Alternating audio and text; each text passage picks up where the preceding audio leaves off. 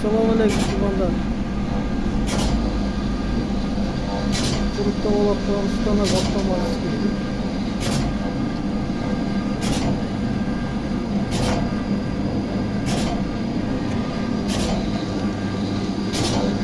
Gerek olsa çalınır da Muhammed'e. Zakaz insanı da casap verir. İşte.